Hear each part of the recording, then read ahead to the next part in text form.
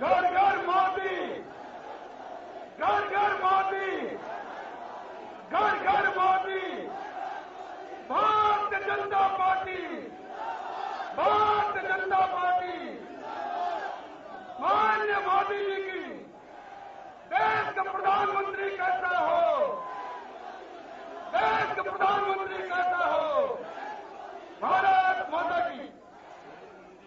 मान्य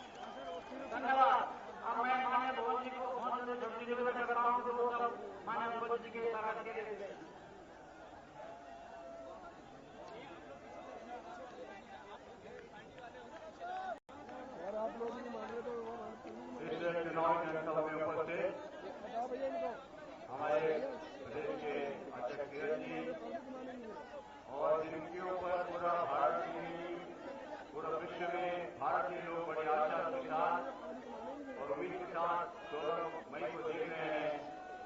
देश के जनगण के नेता जिनकी जो प्रिय और हमारी प्रार्थना भगवान से प्रार्थना आशा है कि 16 मई के बाद भारत के प्रधानमंत्री बनने वाले माननीय नरेंद्र भाई जी सम्मानित मंच और यहाँ बहुत बड़ी संख्या में उपस्थित बहनों भाइयों, पूरे गढ़वाल लोकसभा से यहाँ पर आप आए हैं, मैं आपका आभार व्यक्त करता हूँ और बड़ी संख्या में हमारे कार्यकर्ता बहन भाई हैं, उनका मैं आभार व्यक्त करता हूँ।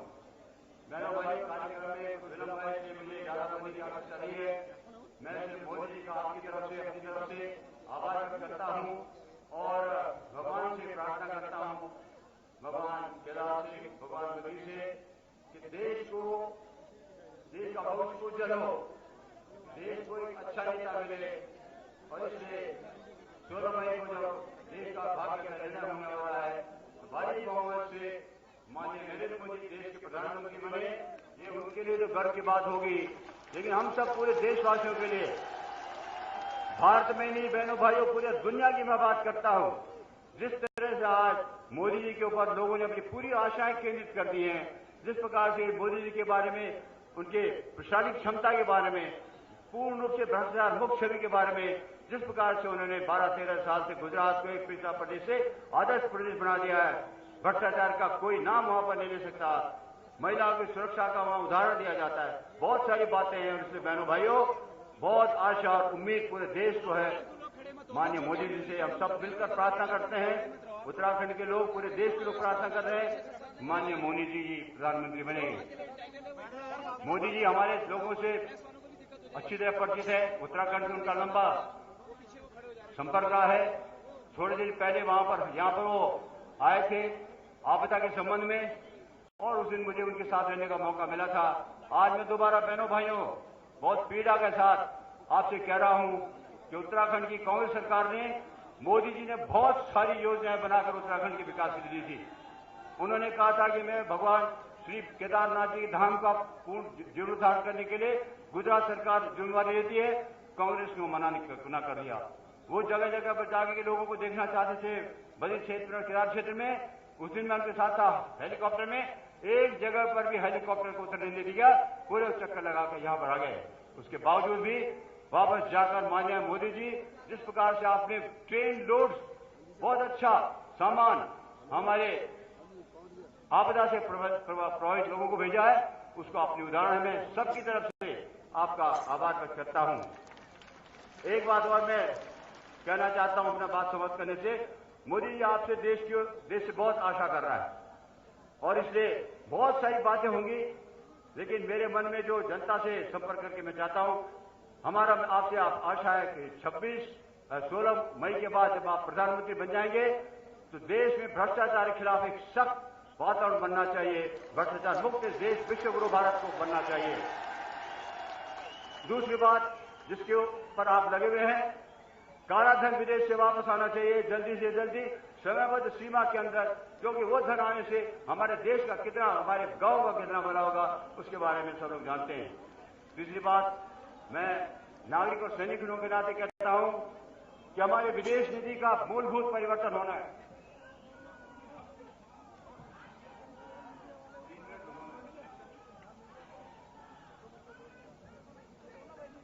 मैं ये बात सिर्फ कह रहा हूं, विदेश नीति को दोबारा से बनाना पड़ेगा। पाकिस्तान के लोग हमारा सिपाही गर्दन काट कर चले जाते हैं, चीन हमारी सीमाओं को जाता है, कोई चर्चा नहीं होती। इसी प्रकार बहुत सी अन्य बातें, बहनों भाइयों, 1 रैंक 1 पेंशन की बात है, आपने उसको शामिल कर लिया है। कांग्रेस लोग गलत प्रचार कर रहे हैं। और सेना में सैनिक होने के नाते आपके ध्यान में भी दिलाना चाहता हूं माननीय मोदी जी, सेनाओं का राष्ट्रीय स्तर पर मॉडर्नाइजेशन होना है। अभी नेवी की जो हालत हुई है उससे किस प्रकार का वातावरण बना है, सेना को मॉडर्न, सेना, आर्मी, नेवी, एयरफोर्स को मॉडर्नाइजेशन करना, अधिग्रहण करना, और रक्षा मंत्रालय का और सेना के तीनों सेनाओं का एकीकरण करना, ये सब कुछ बातें हैं। और आपको मैं शुभकामनाएं देता हूं, भगवान से प्रार्थना करता हूं आप भारत के प्रधानमंत्री बने और देश को विश्व गुरु की तरफ ले जाने का अपना योगदान पूरा करें। जय भारत, जय भारत।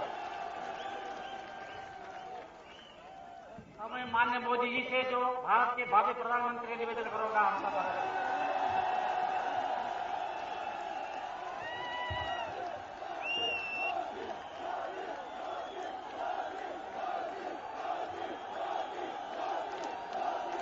भारत माता की,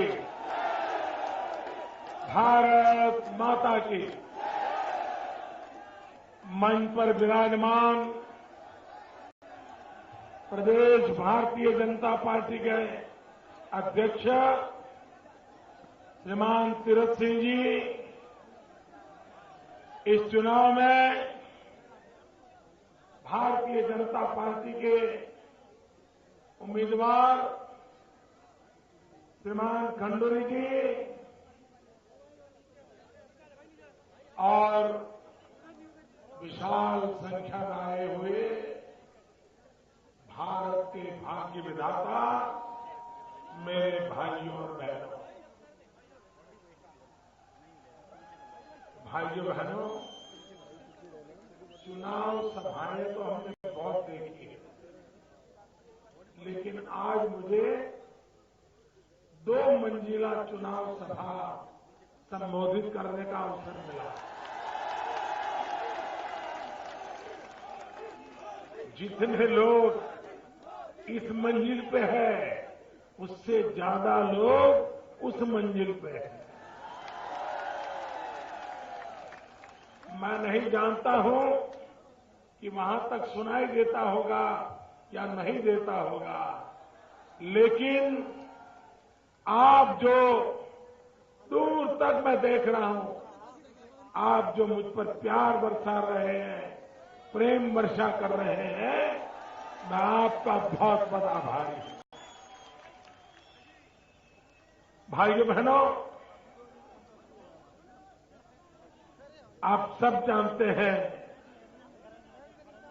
इस धरती के साथ मेरा कितना गहरा नाता रहा है। संगठन का काम करता था, आप लोगों के बीच रह करके बहुत कुछ मुझे सीखने को मिला था।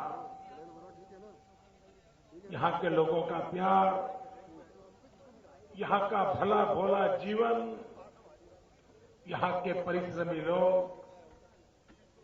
इन सब ने मुझे जीवन में बहुत कुछ सिखाया है। और इसी के कारण आपसे मेरा बड़ा गहरा लगाव भी है। यहां के जन जन से मुझे अपनापन महसूस होता है। और पिछले जून महीने में जब भयंकर आपदा आई तो मैं अपने आप को रोक नहीं पाया। मैं चला आया, एक सामान्य कार्यकर्ता के रूप में कुछ भी करूं करने के लिए लालायित था, लेकिन पता नहीं देश की राजनीति इतनी विकृत हो गई है कि पवित्र काम में भी राजनीति के रंग खोजे जाते हैं और आखिरकार पीड़ित लोगों की सेवा किए बिना ही मुझे वापस लौट जाना पड़ा था। मेरे मन में उस चीज की कसक बहुत है कि क्या देश की राजनीति इतनी नीचे गई है कि कहीं से कोई आकर के किसी के आंसू पोंछ न पाए, किसी के दर्द को बांट न पाए।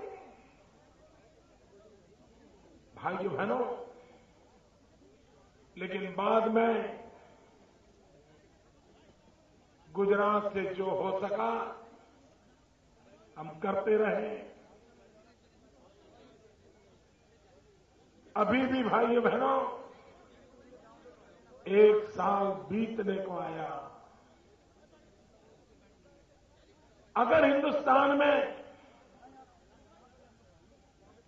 विफलता का कोई नमूना देख रहा है, एक्सट्रीम विफलता, तो ये उत्तराखंड की सरकार रहेगी और उसके साथ दिल्ली की मां बेटे की सरकार भी जिम्मेवार रहेगी।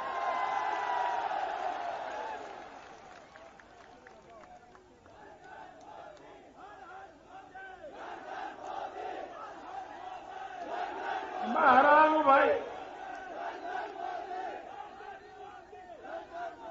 भाइयों बहनों, चुनाव हमने बहुत देखे, लेकिन ये पहला चुनाव ऐसा है जो नेता नहीं लड़ रहे, राजनीतिक दल नहीं लड़ रहे, उम्मीदवार नहीं लड़ रहे।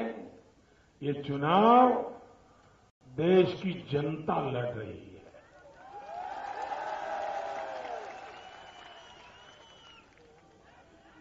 आप मुझे बताइए, कभी श्रीनगर में इतना बड़ा जलसा देखा है? कभी? अभी बोले घंटे पहले बारिश आई थी और मैं देख रहा हूं जहां मुझे जगह दिख रही है माथे ही माथे नजर आ रहे हैं, उधर भी माथे, इधर भी माथे। भाइयों बहनों, ये जनता जनार्दन का मिजाज है जो हमें यहां नजर आता है। 10 साल में देश तबाह हो गया। अभी खंडूरी जी भ्रष्टाचार के खिलाफ बड़ी वेदना व्यक्त करते थे। उनकी बात सही है। भाइयों बहनों, भ्रष्टाचार ने इस देश को तबाह कर दिया है। भाइयों, तबाह कर दिया है। और दुख की बात यह है कि दिल्ली में बैठी हुई मां बेटे की सरकार इनको इसकी जरा भी पीड़ा नहीं है, चिंता नहीं है, परवाह नहीं है। वो तो ये मान के चलते हैं ये सब होता है, लोग भूल जाते हैं। कांग्रेस पार्टी के गृह मंत्री, मां बेटे की सरकार के गृह मंत्री, उन्होंने बयान दिया था। उन्होंने कहा ये भ्रष्टाचार की चिंता छोड़ो, ये तो चुनाव आते आते बॉफोर्स की तरह लोग इसको भी भूल जाएंगे। भाइयों बहनों, क्या भूलने देना है? भूलने देना है? ये भुलाना चाहते हैं, आप भूलने दोगे? ये लूट लिया लूटने दोगे? ये लूटा हुआ माल लाना है वापिस। तो भाइयों बहनों, निर्णय आपके हाथ में है। अगर ये लूटा हुआ माल वापस लाना है तो सबसे पहले लुटेरों को हटाना है। एक बार लुटेरों को हटाया, उसके बाद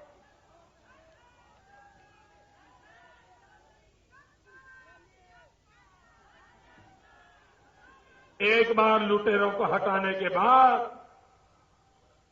भाइयों बहनों, मैं आपको विश्वास दिलाता हूं, न इस देश को किसी को लूटने दिया जाएगा और न ही लूटे हुए माल पर किसी को मौज करने दी जाएगी।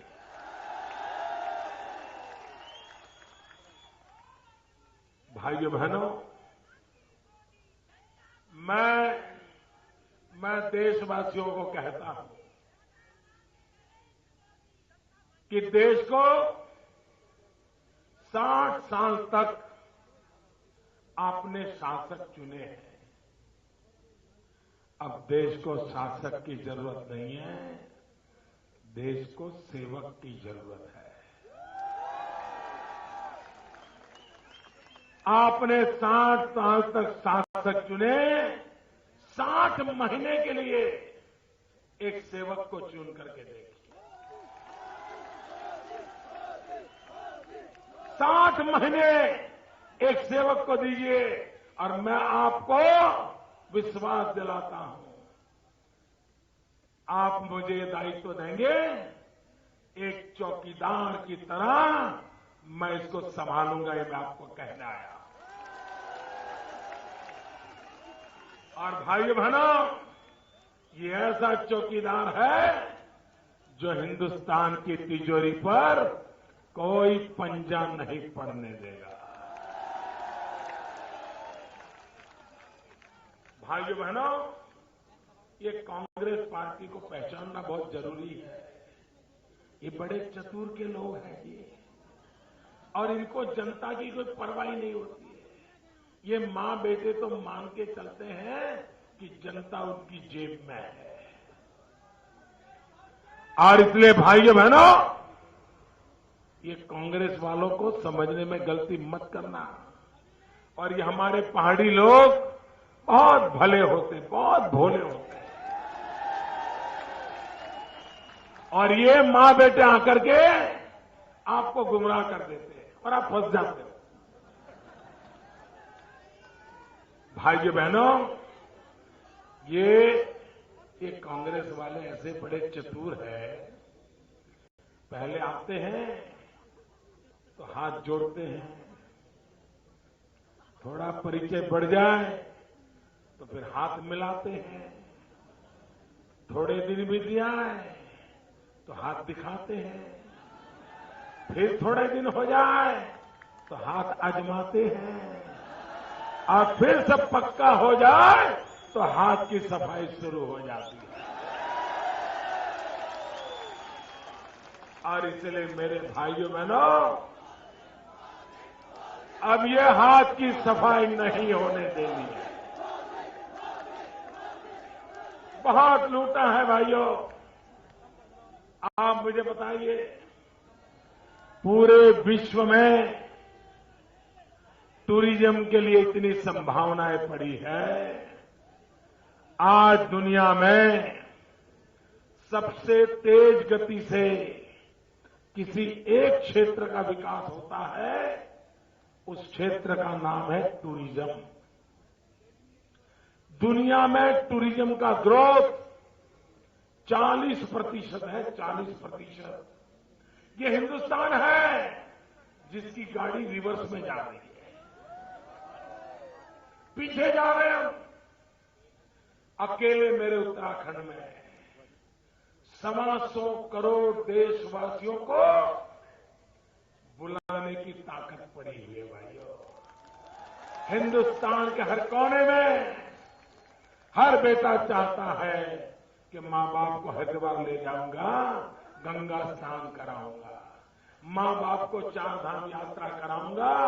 लेकिन भाइयों बहनों, इस बात को जितना बल देना चाहिए, जितनी व्यवस्थाएं विकसित करनी चाहिए, उस पर उदासीनता बरती गई है। और आए दिन खबर पहाड़ों में से एक ही प्रकार की आती रहती है। कहीं यहां पर खाई में गाड़ी गिर गई, कहीं 20 पैसेंजर मर गए, कहीं 50 मर गए, यही खबरें आती रहती हैं। और उसके कारण डर के मारे लोग आते भी नहीं है। भाइयों बहनों, हमें सुरक्षा सुनिश्चित करनी पड़ेगी, हमें व्यवस्थाएं विकसित करनी पड़ेगी, हमें पवित्रता के माहौल को और अधिक पवित्र बनाना पड़ेगा।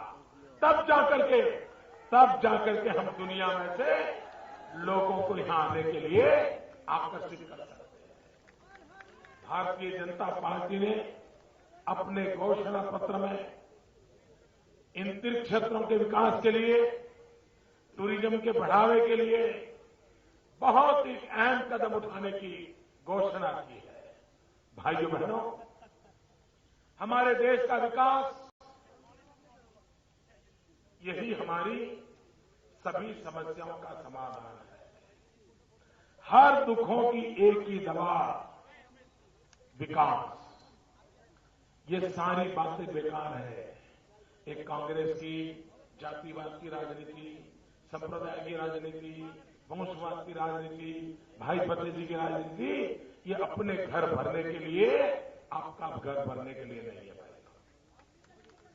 और इसलिए विकास एक ही रास्ता ऐसा है जो आपका भी भला कर सकता है, देश का भी भला कर सकता है।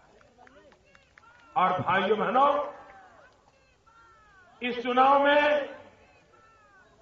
एक तरफ मां बेटे मैदान में है और दूसरी तरफ एक चाय वाला मैदान में है।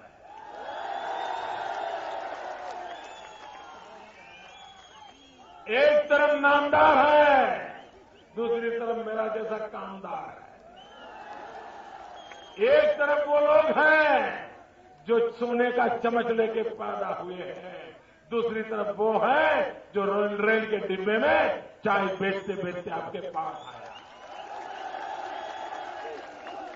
एक तरफ वो है जो प्रधानमंत्री के घर में पैदा हुए थे, दूसरी तरफ वो है जिसकी मां औरों के घरों में जाके बर्तन साफ करती थी, पानी भरती थी, उसका बेटा आपके साथ। भाइयों बहनों, निर्णय आपको करना है। गरीबों की पीड़ा कौन समझेगा? दुखियारों की पीड़ा कौन समझेगा? जिसने दुख देखा नहीं, गरीबी देखी नहीं, वो दुख क्या समझे भाइयों? और इसलिए भाइयों बहनों, इस चुनाव में कांग्रेस पार्टी का और भारतीय जनता पार्टी का एजेंडा साफ है। कांग्रेस का एजेंडा है कुर्सी बचाओ। वे चुनाव लड़ रहे हैं कुर्सी बचाने के लिए। हम चुनाव लड़ रहे हैं आपके चेहरे पर खुशी लाने के लिए। उन्हें कुर्सी चाहिए, मुझे आपके चेहरे पर खुशी चाहिए। निर्णय आप करिए भाइयों बहनों, निर्णय आप कीजिए। और विकास के लिए कुछ लोग सोचते हैं 60 साल में देश बर्बाद क्यों होगा? क्योंकि दिल्ली में एयर कंडीशन कमरे में बैठ करके उन्होंने देश को चलाने की कोशिश की। देश ऐसे नहीं चलता है। हर इलाके की समस्या अलग होती है, हर राज्य की समस्या अलग होती है, हर राज्य की ताकत अलग होती है, हर राज्य की आवश्यकताएं अलग होती है। अगर हम उन राज्यों की स्थिति का अध्ययन किए बिना अगर विकास का खाका बनाएंगे, वो कभी काम नहीं आएगा। कोई मुझे बताए, मैं गुजरात में रेगिस्तान में रहने वाले लोगों के लिए जो योजना बनाऊंगा वो पहाड़ के लोगों को काम आएगी क्या? इन्होंने ऐसा ही किया है। जो समुद्र तट पर मैं योजना बनाऊंगा वो आपके पहाड़ों में काम आएगी क्या? जो प्लेन के अंदर खेती करता है उसकी समस्याएं और जो पहाड़ में खेती करता है उनकी समस्याएं अलग है कि नहीं है? और इसलिए भाइयों बहनों, हिंदुस्तान को उस प्रदेश की विशेषताओं के अनुसार, उसकी क्षमता के अनुसार, उसकी आवश्यकता के अनुसार विकास का मॉडल खड़ा करना पड़ेगा। ये 60 साल नहीं हुआ है और इसलिए भारतीय जनता पार्टी ने अपने घोषणा पत्र में कहा है कि जो हिमालयन राज्य हैं, जम्मू कश्मीर हो, हिमाचल प्रदेश हो, उत्तराखंड हो, उधर एकदम दार्जिलिंग तक चले जाओ, अरुणाचल तक चले जाओ, सारे हिमालयन राज्य हैं, उनकी समस्याएं बहुत एक दूसरे से मिलती जुलती है। उनके विकास के लिए एक नया मॉडल बनाया जाए, उनकी समस्याओं का समाधान किया जाए और भारत को गौरव दे, ऐसा इस इलाके का विकास हो सकता है। ये सपना लेकर के मैं चला। भाइयों बहनों, आज मुझे खुशी है इतनी बड़ी संख्या में महिलाएं सभा में आई है। माताओं बहनों की उपस्थिति, भाइयों बहनों, ये मां बहनों के आशीर्वाद ही हमारी ताकत है। लेकिन मैं कहना चाहता हूं, ये कांग्रेस पार्टी मां बहनों के प्रति कैसा अपमानजनक व्यवहार करती है। डिग्निटी ऑफ विमेन, इसके प्रति अपराधिक व्यवहार ये मां बेटे की सरकार कर रही है। मां बेटे की सरकार का रिपोर्ट कहता है कि पूरे हिंदुस्तान में महिलाओं के खिलाफ जो अत्याचार होते हैं, ये आंकड़े मेरे नहीं है, ये मां बेटे की सरकार के खुद के आंकड़े हैं। हिंदुस्तान में अलग अलग राज्यों में महिलाओं पर जो अत्याचार होते हैं, उसमें जो पहले 10 राज्य हैं, उन पहले 10 राज्यों में 7 राज्य कांग्रेस के, जिसकी अध्यक्षा एक महिला हो और उसके राज्यों में महिलाओं पर इतना जुल्म हो रहा है। और 3 राज्य जो है वो भी उनके समर्थक यूपीए के राज्य हैं। भाइयों बहनों, मुझे गर्व से कहना है कि हिंदुस्तान में महिलाओं के अत्याचार में पहले 10 राज्य में बीजेपी का एक भी राज्य नहीं, एक भी राज्य नहीं। और इसलिए मेरे भाइयों बहनों, नौजवान को रोजगार का अवसर मिले, नौजवान की जिंदगी में वो बेचैनी के दिन जाने चाहिए। और इसलिए मैं आपसे विश्वास दिलाना आया हूं, हमारी प्राथमिकता है नौजवानों को रोजगार का अवसर मिले। ये मां बेटे की सरकार ने 2009 में एक घोषित किया था अपने धोखा पत्र में, घोषणा पत्र नहीं धोखा पत्र है। ये धोखेबाज लोग हैं, इनके दिमाग में धोखा कैसे करना यही खेल चलते रहते हैं। उन्होंने वादा किया था कि अगर कांग्रेस की सरकार दोबारा बनती है तो 5 साल में 10 करोड़ नौजवानों को रोजगार देंगे। ये उनके धोखा पत्र में लिखित में कहा गया है। यहां कोई है जिसको दिल्ली सरकार ने रोजगार दिया हो? पूरी ताकत से बताओ, कोई है जिसे दिल्ली सरकार ने रोजगार दिया हो? कोई है जिसे दिल्ली सरकार ने रोजगार दिया हो? आपके गांव में किसी को दिया है? आपके परिवार में दिया है? आपके यार दोस्तों को दिया है। ये धोखा है कि नहीं? वादा तोड़ा कि नहीं तोड़ा? नाता तोड़ोगे कि नहीं तोड़ोगे? भाइयों बहनों, 10 करोड़ का वादा किया था और किया क्या? अटल बिहारी वाजपेयी की जब सरकार थी, अटल जी ने 6 साल सरकार चलाई और 6.5 करोड़ नौजवानों को रोजगार दिया था। ये मां बेटे ने 10 साल सरकार चलाई और सिर्फ 1.5 करोड़ को रोजगार दिया। भाइयों बहनों, अगर ऐसा ही चला तो 600 साल तक आपको नौकरी नहीं मिलेगी, रोजगार नहीं मिलेगा। आप मुझे बताइए भाइयों, क्या देश ऐसे चलने देना है? बदल लाना है? तो भाइयों बहनों, मतदान के दिवस ठंड हो, बारिश हो, गर्मी हो, यहां तो कभी भी कुछ भी हो सकता है। ये हिमालय है। अभी भयंकर गर्मी होगी तो आधे घंटे के बाद एकदम ठंडा हो जाएगा। कैसी भी मौसम क्यों ना हो, मतदान मथक पर हम जाएं, लोगों को ले जाएं। और इस बार देश में मतदान बहुत भारी हो रहा है। उत्तराखंड भारी से भी भारी मतदान करे।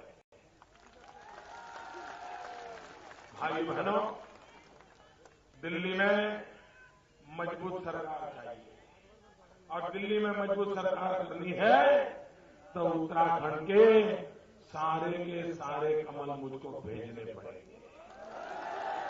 मिलेंगे? कमल पे बटन दबाओगे? 5 सीटें जिताओगे? बहुत बहुत धन्यवाद। भारत माता की।